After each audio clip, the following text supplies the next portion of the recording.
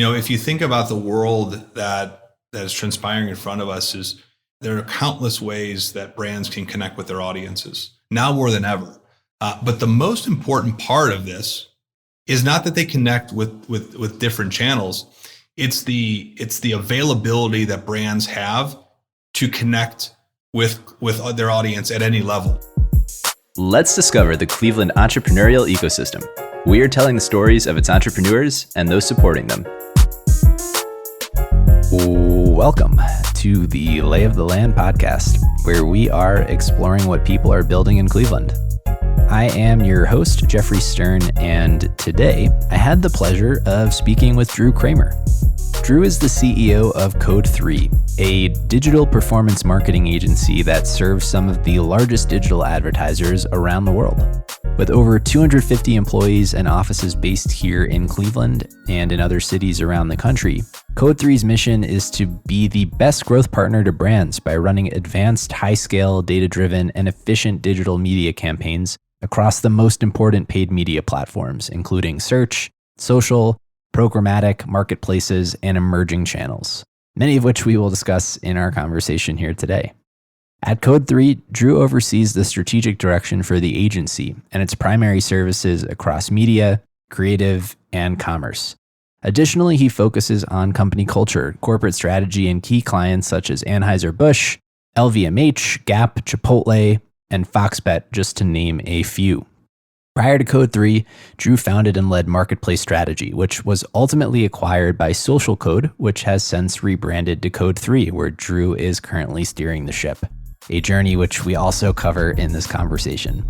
I hope you all enjoy my conversation with Drew Kraemer. I'd love to spend, I think, the bulk of our conversation here exploring the work you've done and are currently doing at Code3 and how all of that really came to be. But as we work our way towards that, I'd love if you can share just a little bit about yourself, what drew you to the world of entrepreneurship and inspired your interest in marketing and in advertisement. Yeah, absolutely. And first off, Jeffrey, thanks for having me. For me, entrepreneurship was something that sort of built over time. And looking back, my experiences, growing up and through high school and undergrad sort of led me to the path of really falling in love with entrepreneurship. And, I like to say it's really started with washing windows. And let me explain. And I had a job growing up and it was to wash windows. And for the first time, I was exposed to a job that I could control, meaning, how we were paid was basically by job. And this was a high school and college job. And I worked for a guy who really showed me how the business worked. And for me, it was a very simple and basic business, but it taught me the fundamentals that really started me really to think about entrepreneurship as a career and as something that I really enjoyed. So learning about how a business is run, how it's operated, how money flows through a business, the basics. And so, it's experiences like that. And then, after college, I worked for a company, a local company here in Northeast Ohio called Hermes. It was a sports management company. We did a lot of management of races, running races, 5Ks, 10Ks, marathons. And it was a very small company. And I took the job, and Nick and Neil, the founders of Hermes, really, they gave me the opportunity sort of in the same way, exposing me to more on the business side and allowing me to take on more responsibility. And so, what I started to realize is that, having the ability to control the future and control things, having the ability to create was really something I fell in love with. And so, today, what I love about entrepreneurship is the creating, is the seeing of an opportunity that's not there today and thinking about how do we create that out of nothing. To me, there's nothing more exciting than looking at an industry, looking at a challenge or a problem and saying, boy, how do we solve this? And how do we build a great business out of it to create value for customers, to create value for employees, to build jobs and to create a great company? And so, it's evolved over time, But, today I look back at those experiences and what I truly love about it today. And it's fascinating. And where do you kind of draw the intersection of that interest in entrepreneurship with the kind of subject matter expertise that you now have in this world of marketing? Yeah, I mean, for me, marketing is a lot of the same, right? I mean, marketing, it's not black and white. It's a lot of creating things. It's a lot of understanding how brands connect with their audiences. And to do that is not one of 5 ways. There's a million ways that a brand can do that. To me, there's some crossover between entrepreneurship and marketing. And so, I love marketing. I love the constant nature of it changing and the innovation that it requires to be a successful marketing company, and to have that success over time requires massive innovation as things are changing in terms of how brands connect with audiences. And so there's a little bit of that crossover. The other thing for me is marketing is all about connections for the purpose of growing something. And so for brands to better connect with their customers, we work with great partners today, and we work on helping them grow their businesses through marketing. And to me, the mixture of creating things from nothing and helping them grow their businesses, there's a lot of crossover, and it's not surprising that, I can get into something like marketing and digital marketing and entrepreneurship at the same time. So the path to Code3 didn't necessarily begin with Code3, right? You had some of your own endeavors prior that converged really with Code3, and maybe kind of working our way backwards through that story. Tell us a little bit about marketplace strategy, maybe with just kind of the founding insight that you had. What was originally the problem you were thinking about, and what was the opportunity that you had unearthed, and how you came across those? Yeah, absolutely. So it all started at I was working at a company, Fathom, which is a digital marketing analytics company, and at the time I was the president of the consumer division. And what we really tried to do is we tried to help companies, mainly consumer brands that primarily sold through big box retail. We really work with a lot of those on how to develop their own websites as sales channels. And this is sort of 2010, 2012, 2013. And for many of these brands who weren't retailers, right, they were the ones manufacturing the products. This was sort of a new thing for them to really think about their own site as a way to connect directly with a consumer and not through a retail outlet. So we were helping a lot of brands think about driving sales, which were typically higher margin through their website, building their first party data asset, and creating a relationship one-to-one with the customer.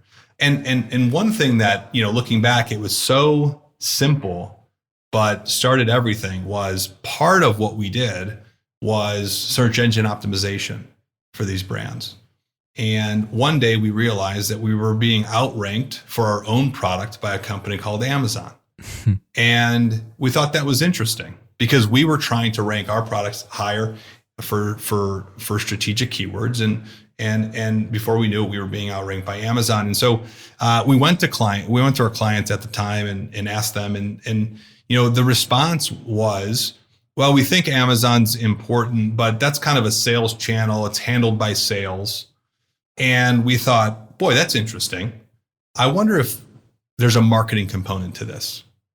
And so, that was really the insight that led us on a year journey to uncover what the ecosystem of Amazon was all about, what the opportunities for the brands were, what levers could you pull? Are they similar to Google or Facebook? Are they different? And developing, what was an Amazon service and then became the founding service offering for marketplace strategy.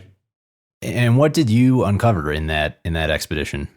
Yeah, so one of the biggest insights we uncovered was this convergence of sales and marketing, that there were sales components to the platform, but there were also marketing components to the platform.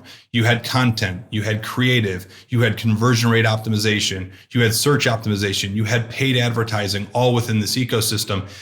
Now today it's much more complex than it was. This was back in 2014, but we uncovered that this wasn't a platform that should be only within the sales department of a brand. This really had a marketing component to it. And so, the very first client we tested our service with was doing about $30,000 a month on Amazon. And we took them from $30,000 a month to $440,000 a month. And we realized, we have something here. If you put some marketing strategies behind this sales platform, what this could be. And so, it was exciting. We thought we were onto something. And so, we decided to launch Marketplace Strategy, which was, an agency specifically designed to help brands scale on Amazon. And again, kind of working our way again towards Code3 by route this time of Social Code via acquisition. You built this company and exited it very quickly. And so I'm curious, as you reflect on that journey, what allowed you to be successful and grow the business so quickly? And from the onset, were you building to sell, or what was the original vision and aspiration that you had as you were building this company?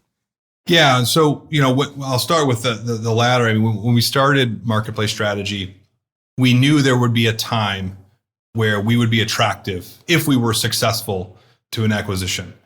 The balance there is, in the early months and in the early days, you're just trying to survive. And so, you want to think about these strategic topics and, long-term growth opportunities, but really at the same time, you want to make sure you're making payroll in 2 weeks.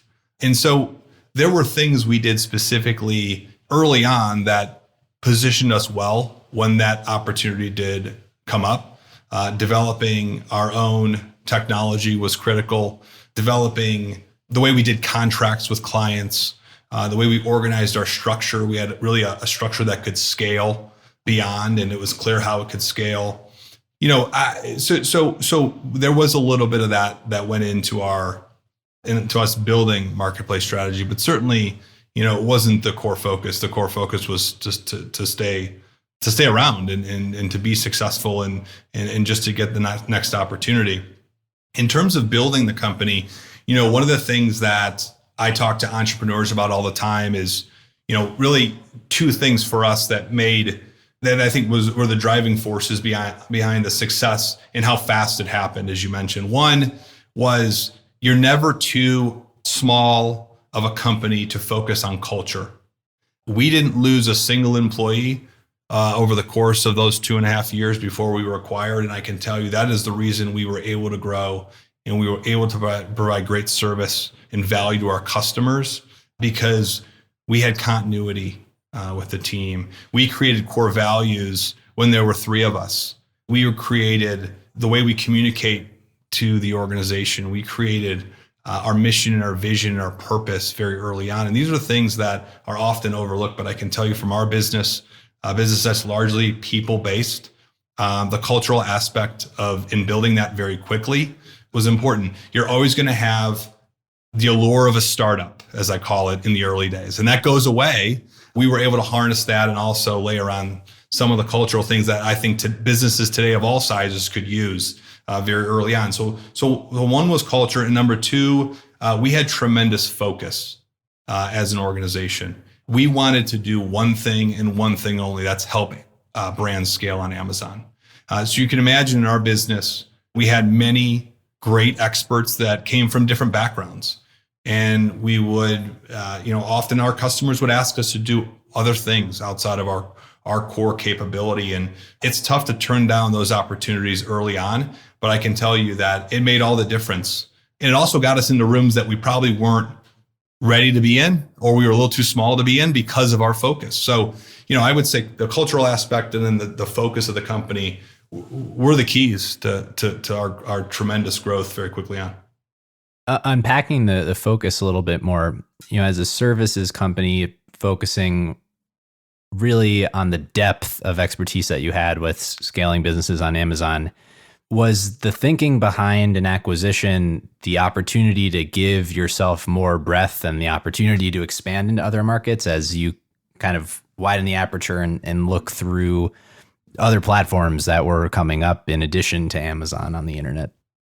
Yeah, I think, for us, it was, we felt that there were two very specific things happening, which would require the depth versus the breadth in terms of our services. Number one, we felt Amazon was truly head and shoulders above any number two that was coming up. We thought it was going to be a game changer for brands, and brands that, quite frankly, had to start to merge sales and marketing into this, into thinking about this platform. Number two was, in a service business, the skill gap in the market for the clients that you serve matters.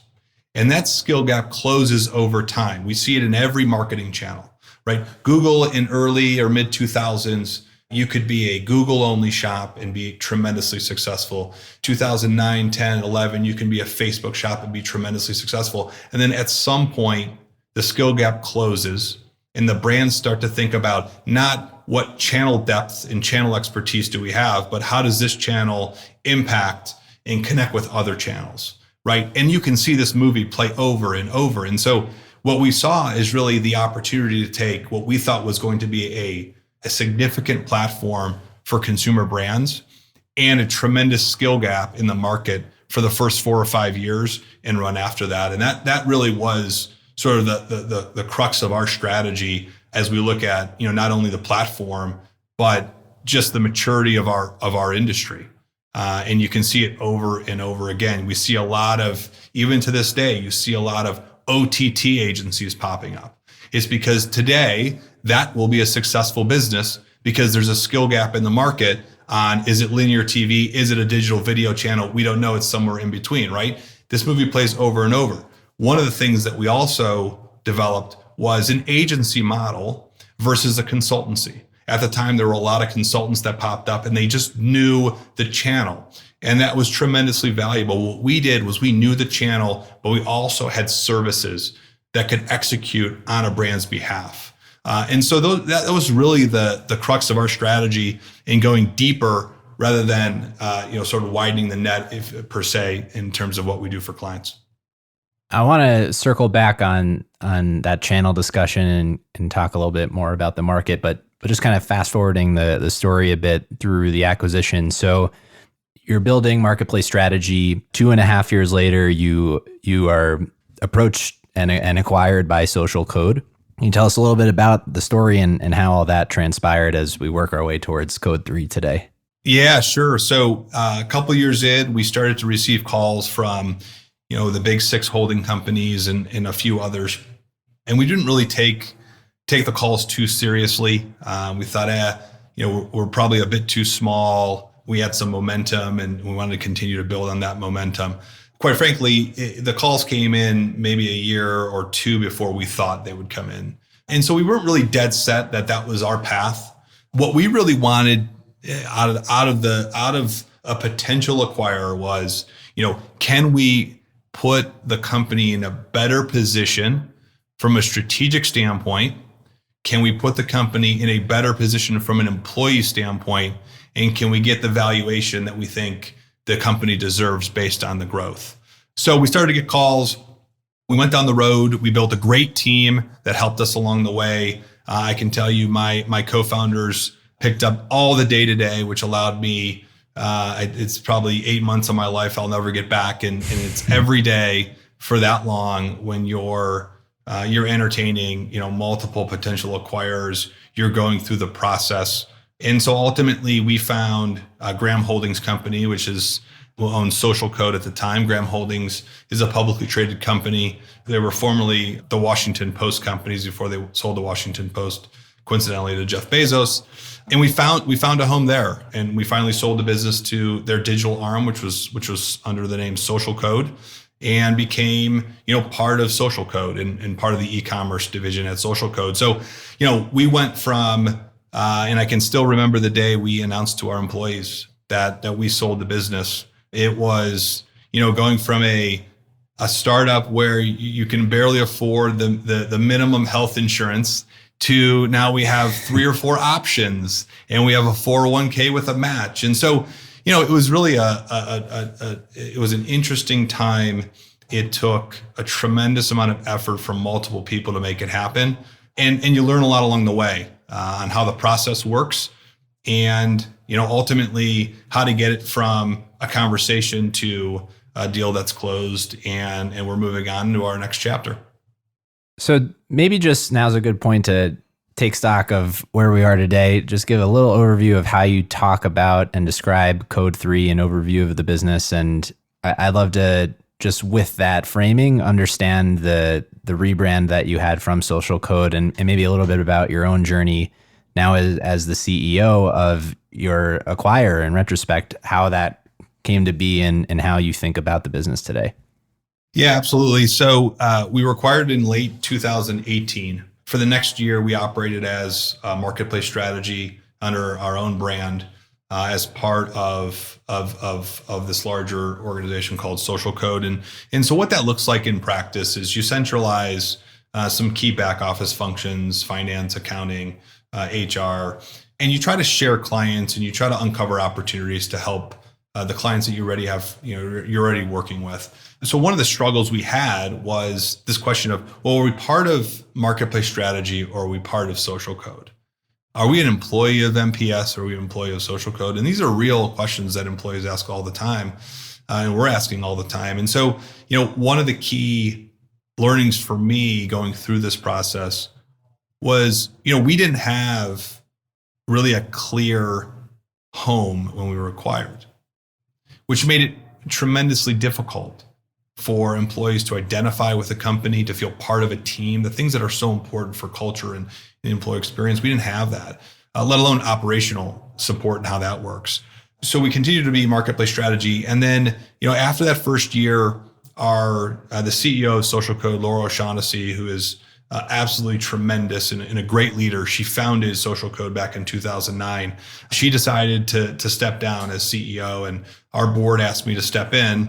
A lot, quite frankly, based on the work that we were able to accomplish with marketplace strategy. And so in 2020, I took over as CEO of Social Code.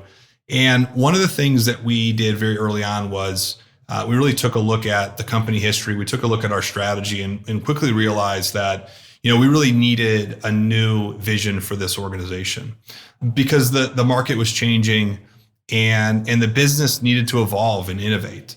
And so, we put together and rolled out a new corporate strategy. And part of that was to divest in a technology business we had. Part of it was to change the name. At the time, we had Social Code, Code Creative, Code Audio, and Marketplace Strategy as different entities. We decided that brands need and want more integration in their offering. And so we decided to sunset those brands. One of those brands I had a hand in creating, which was bittersweet for me, but necessary for the overall business. We became Code3. And today Code3 is, we operate at the intersection of media, digital media, creative, and e-commerce. We have about 275 employees in offices in New York, Cleveland, and LA. So we were able to get the total company back to growth year over year last year, which was really exciting for us. But it took a lot of work. So, that's kind of how we look today, a little bit of sort of the journey there. And, I can tell you from my own personal journey, it's very different when you're in a room with a couple people in basically a closet the size of what my office is today, trying to just make it to part of a publicly traded organization where you have to report certain numbers and disclosures to the market. So it's been a great journey. It's been a learning adventure for me, and the people, our team, and the people around the organization are the ones that made it happen.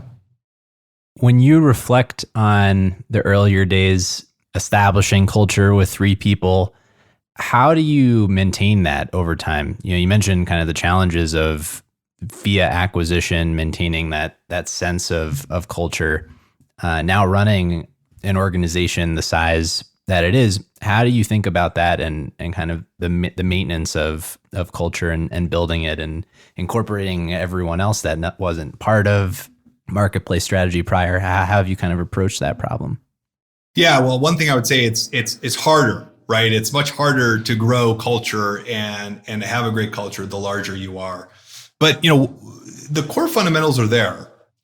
People want certainty. Employees want certainty. They want to know. So when we had 4 different agencies, it was I'm part of this team and I'm part of this team and I'm kind of part of this team, and so this sense of team and camaraderie doesn't change. When we were in the small office together, that feeling comes almost natural because it's us against the world.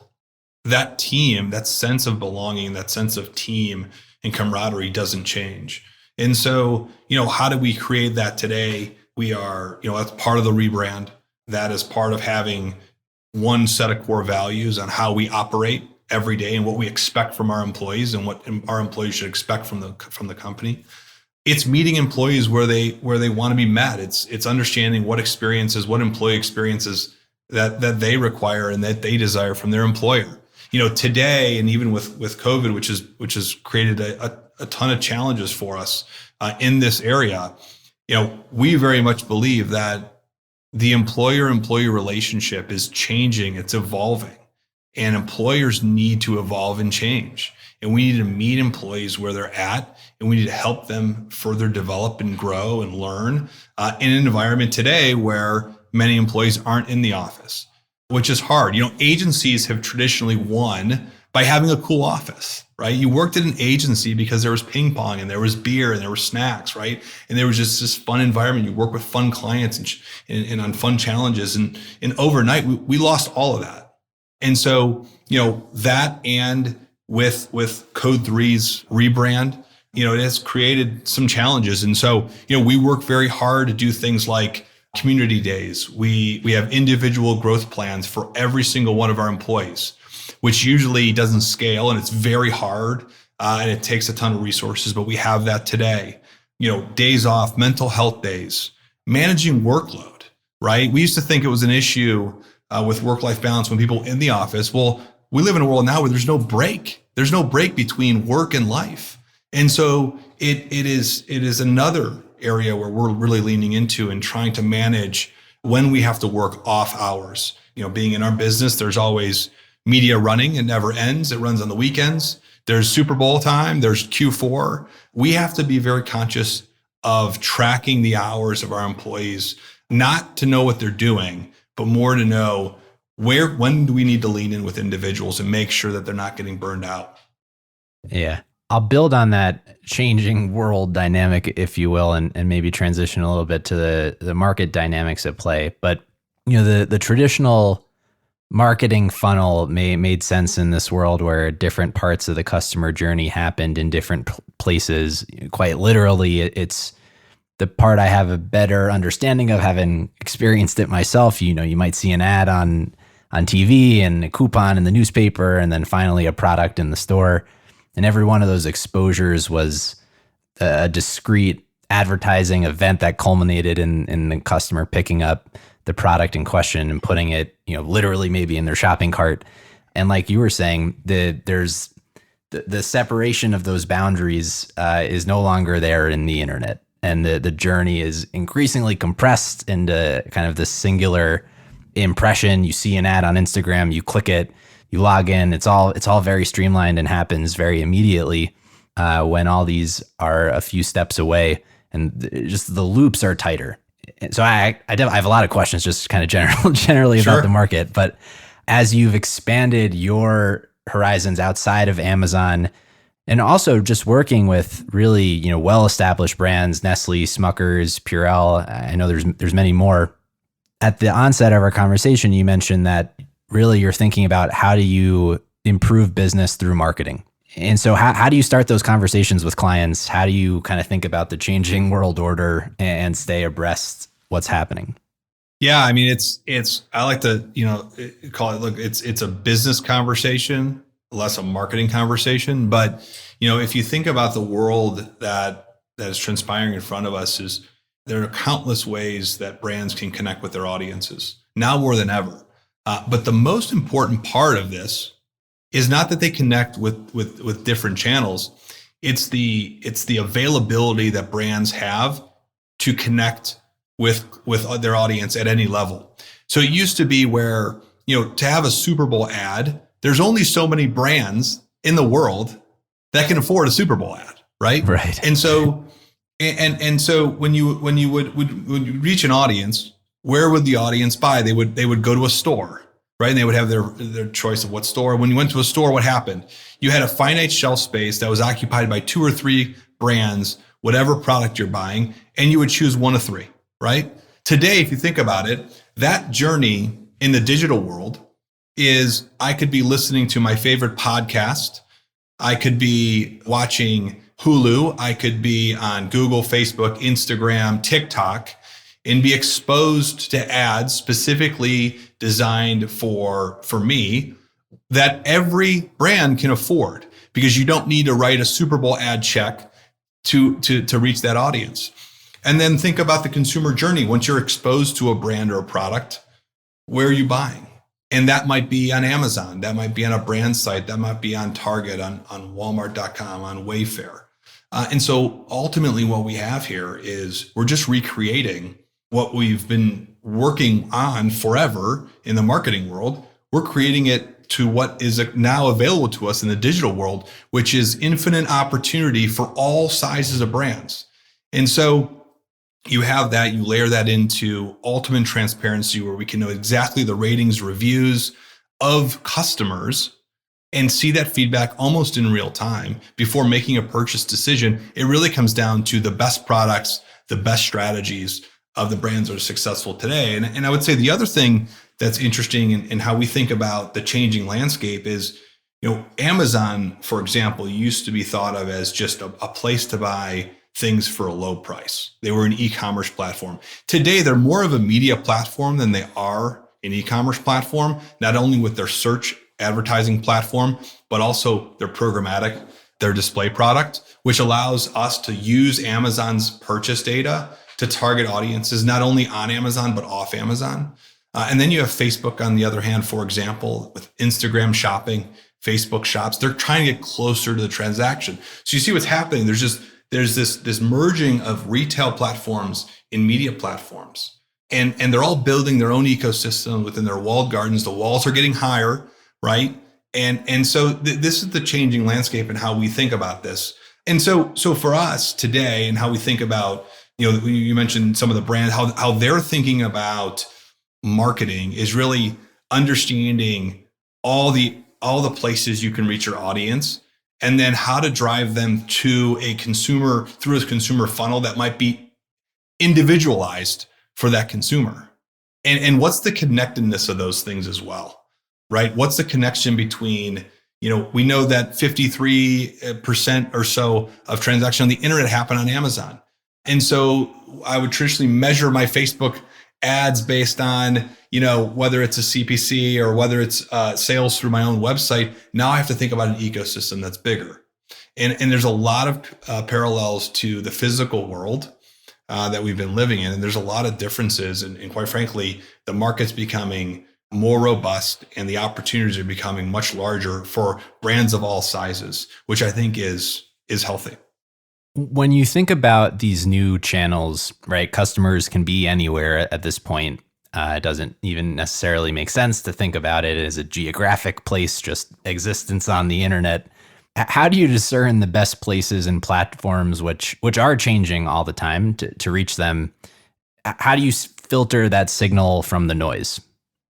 Yeah, I mean, it's an important question because there is a lot of noise. And so our method has always been, we put a very robust learning agenda with all of our clients so they can be constantly testing, because we feel that it's not whether all of your tests, win, right? The win is, are we constantly testing to know how platforms are going to react to our offering, or what platforms we can leverage to reach certain audiences. And it's not only the certain audiences, but it's at what level of the funnel that you're reaching those audiences. Today, TikTok is primarily used for an upper funnel purpose, right? I think that will change over time.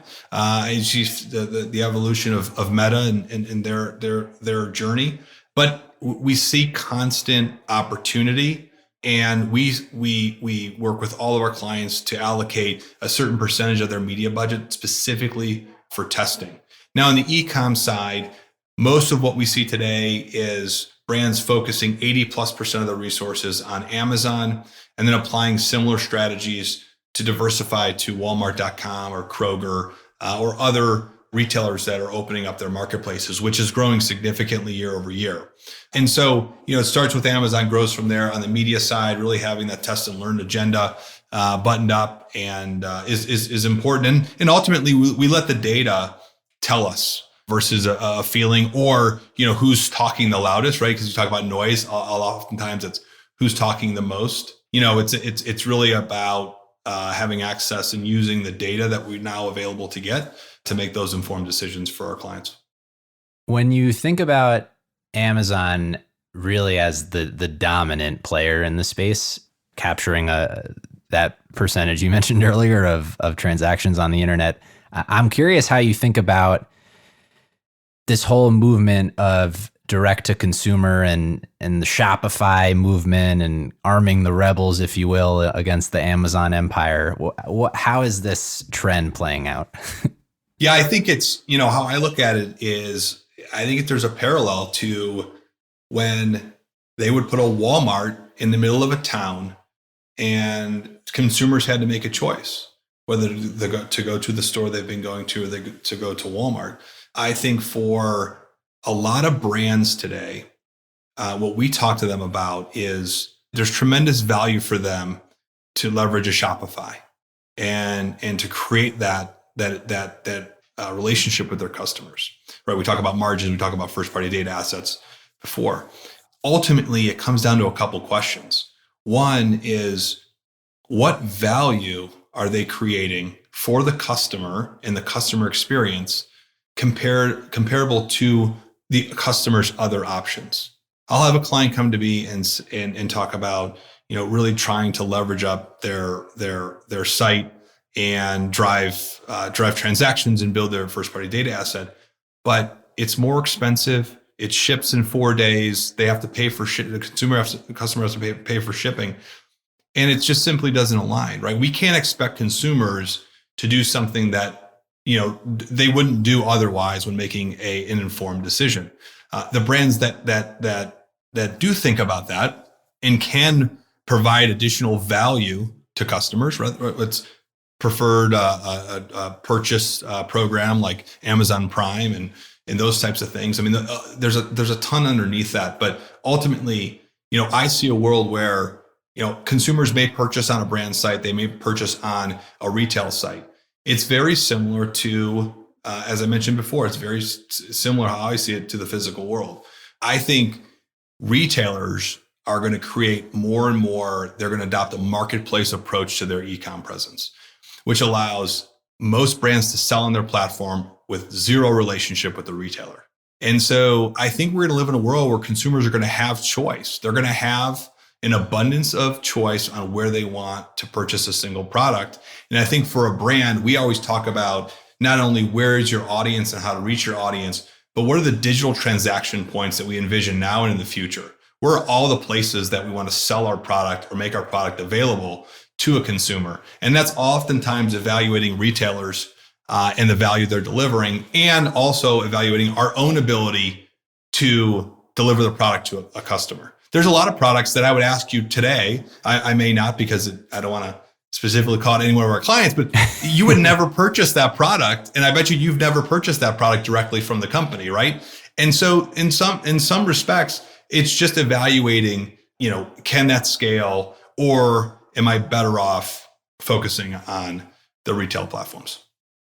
I'll build on that idea a little bit. I love that idea that maybe good marketing could make an average product more successful, but not so much the reverse. And maybe this is a good time to kind of paint the picture of how the rubber has hit the road and speak through some examples that you have of the customers that you've worked with and the impact that it's had.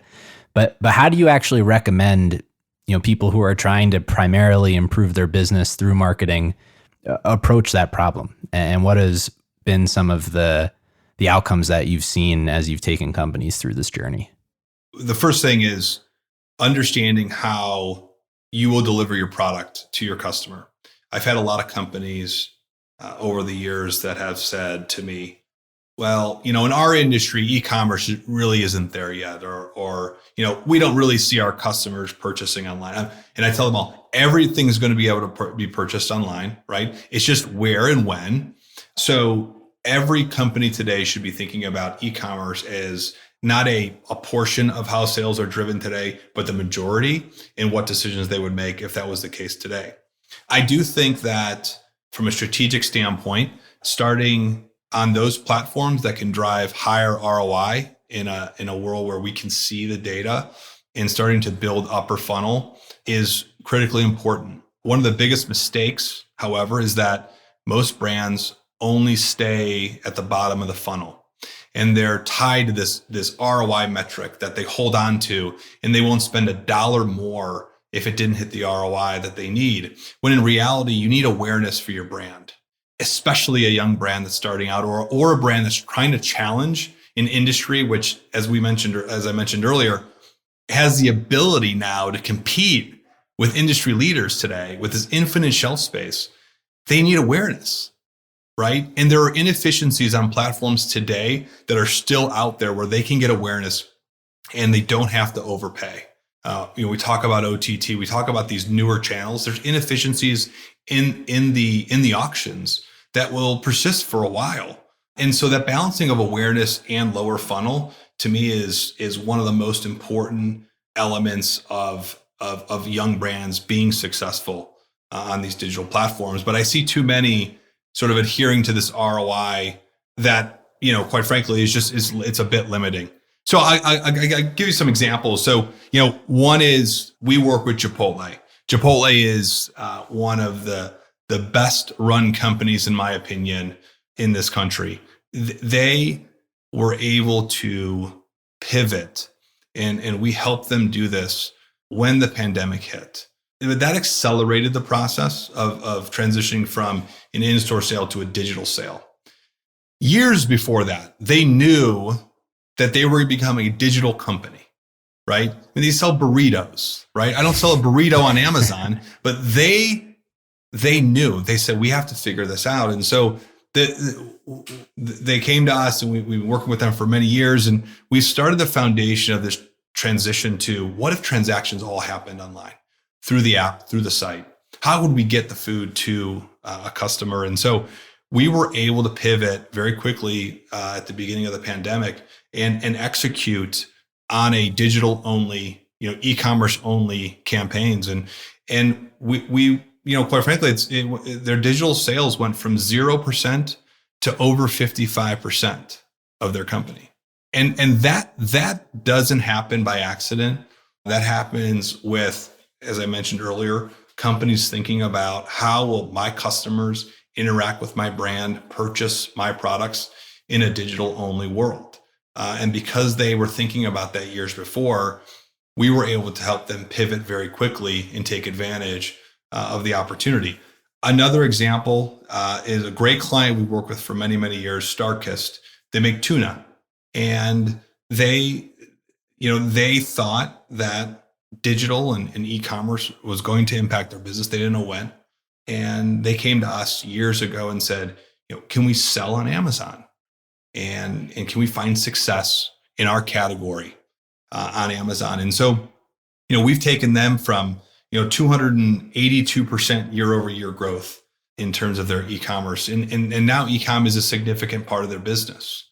So we do this by all kinds of ways of launching the brands, scaling the content and the creative aspects of it, targeting certain audiences on certain days of the week, and there's all the things that go into that. But the foundation of it is these companies are thinking about e-commerce not as a portion of their business, but as the driver of their business.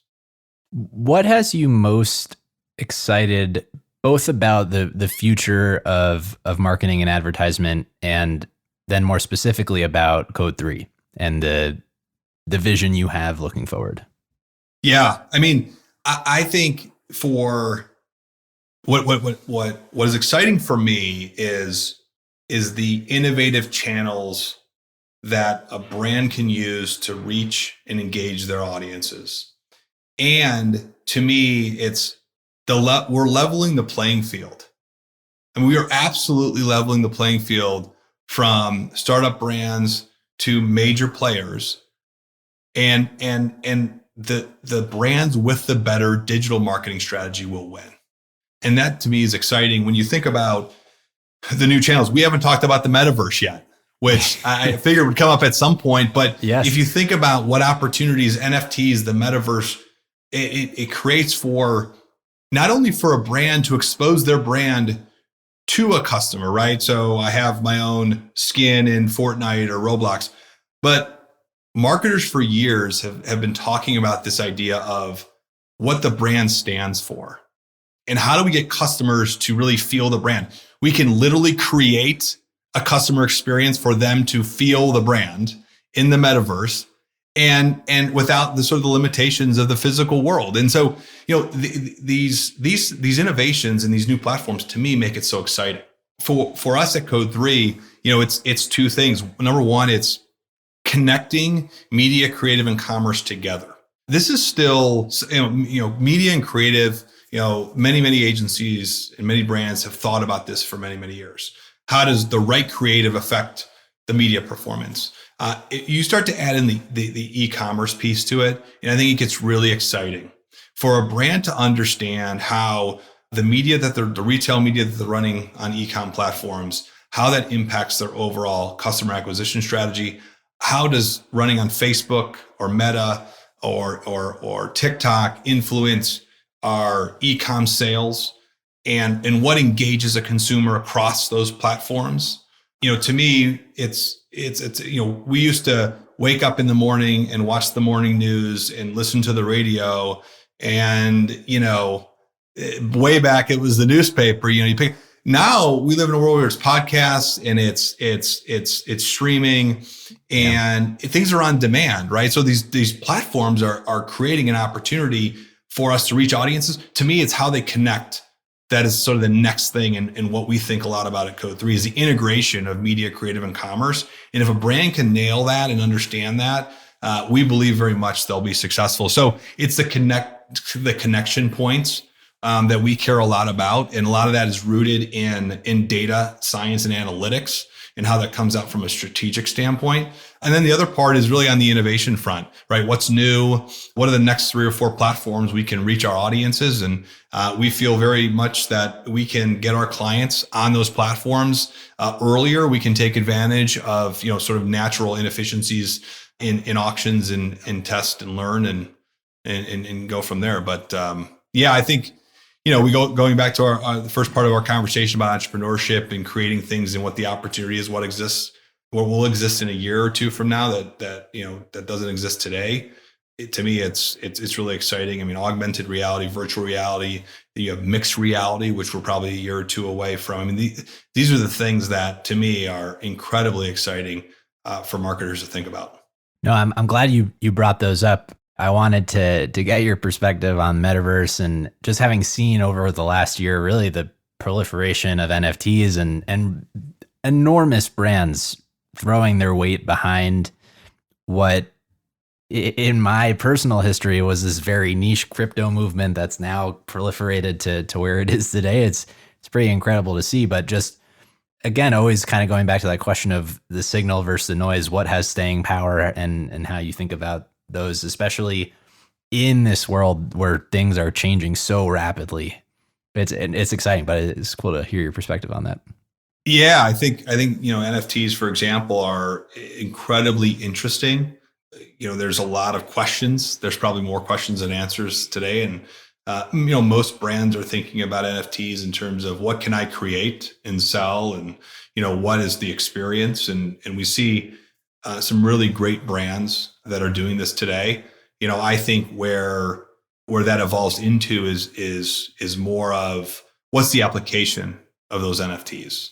And that I think now unlocks much more potential for a brand. But yeah, I mean, I think it's incredibly exciting. And, something brands should be thinking about today in terms of how they leverage NFTs to create awareness and potentially create revenue. So we'll kind of bookend the conversation here with just some reflections and learnings of the whole company building process, from inception to acquisition to scaling Code3 to where it is today. What are the things that you've taken with you throughout this journey? Yeah, I mean, it's sort of cliche, but I'll start because it is, you do appreciate the people along the journey, and you realize in reflection that none of it would be possible. And we had such great people around us, from some of our early employees, where we had to convince them, we're a real company. We promise. Like, we may not look like it, but we're real. And you will have a paycheck in a couple weeks. Like we might hand it to you, but we're to when we were going through the acquisition process, we really built a team with lawyers and accountants that we were able to punch above our weight class, quite frankly. To our employees now, and the evolution and going from Social Code and MPS to Code3, it's a huge effort, and the people, it really matters at the end of the day. The other lessons for me are, we all have a finite resource in time. We all have the same amount of time. What we choose to spend our time on matters, and it should be thought about and not taken for granted. And so, this process and the process, quite frankly, that we're still on, it comes down to what are we choosing to do, and what are we choosing not to do, more importantly, because you can't do everything. And so we spoke a little bit about focus. I think that still holds true for us today at 275 employees as it did when we were 27 employees, right? Focus matters. And to me, that's the difference much of the time between a successful company and one that's not so successful. And so, that matters. And then, I do think, the other lesson for me is really the value creation to your customers. At the end of the day, customers come to us for a reason. We shouldn't shy away from that. We should embrace that. We should listen to them and demonstrate active listening and solve their challenges and be a partner.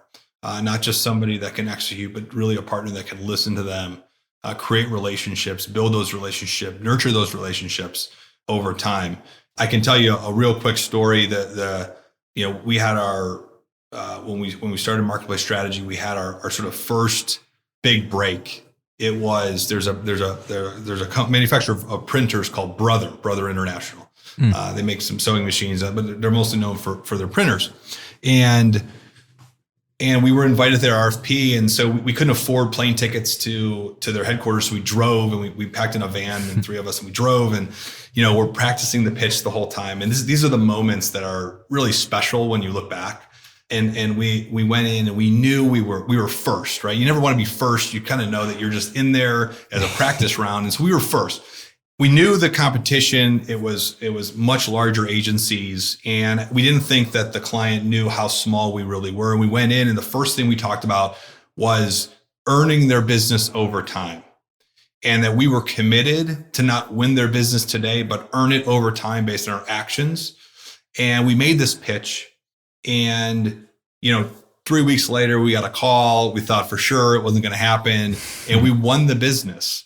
And it was such a win and a celebration for the company at the time. I still remember leaving the room and calling some folks and saying, look, we need help. Like, we have to grow our team. But those are the moments, I would say, when you look back, and you can really appreciate the journey and the grind, and every day getting a little bit better, taking a step back, but taking 2 steps forward. I mean, all of those types of things. So to me, it's like the relationships, but also just the appreciation of the process. As an entrepreneur, you have to sort of love the process. And so that's reflecting back. I mean, those are the moments. I mean, those are the moments that make it all worth it. That all resonates a lot. The process is important because it's hard. Yes. To be singularly focused on the outcome is probably not the way. A lot of long rides home, questioning yourself. And yeah, it's a long journey, but a fun one. Yeah. Well, I'll close it out here with a question that we ask everyone on the podcast, which, tying it back to Cleveland, is not necessarily for your favorite thing in Cleveland, but for something that other people may not know about, a hidden gem. Yeah, for me, it's a place I love, and I'm surprised how many people don't know about it. It's this little place called Velvet Tango Room. It's in Ohio City. They make the best cocktails, and when you walk in, you're sort of questioning, am I at the right place or not? And they just take on a vibe of 50, 60 years ago, and so it's a place I visit frequently. I think I would call it sort of a hidden gem, but I'm sure it's probably gained some popularity in the last few years. I would second that. It's a transportation to another world in that place. Yes. Very cool. Yes. Well, Drew, thank you so much for coming on and for sharing your story and journey. It's very exciting, the work that you're doing and the presence that you have here in Cleveland. Yeah. And likewise, I mean, thank you for what you do. I think, growing entrepreneurs here in Northeast Ohio, it's the absolute best place in the country to be an entrepreneur, to grow a business, great people. And I think more stories of entrepreneurs, only helps that. So thanks for having me on, and I appreciate all the work you do. Yeah, appreciate it right back. If folks have anything that they would like to follow up with you about, what is the best way for them to do so? Yeah, I'm on LinkedIn. You can always find me there. You can email me. My email is drew@code3.com. Pretty simple. But yeah, shoot me a note on LinkedIn, email. Let me know what questions. If there's anything I can help, local entrepreneurs with, if they have questions, they want to grab coffee, lunch. I was at a lunch today helping an individual. I love doing that. There's a number of organizations I'm involved, and also just taking personal time. I think, it's really important. And so let me know if you have questions, want to grab lunch, coffee, happy to do so. Right on. Well, thank you again very much. Really appreciate it, Drew. You got it. That's all for this week. Thank you for listening. We'd love to hear your thoughts on today's show. So if you have any feedback, please send over an email to jeffrey@layoftheland.fm or find us on Twitter @podlayoftheland or @sternhefe, JEFE. If you or someone you know would make a good guest for our show, please reach out as well and let us know. And if you enjoy the podcast, please subscribe and leave a review on iTunes or on your preferred podcast player. Your support goes a long way to help us spread the word and continue to bring the Cleveland founders and builders we love having on the show. We'll be back here next week at the same time to map more of the land. The Lay of the Land podcast was developed in collaboration with the Up Company LLC.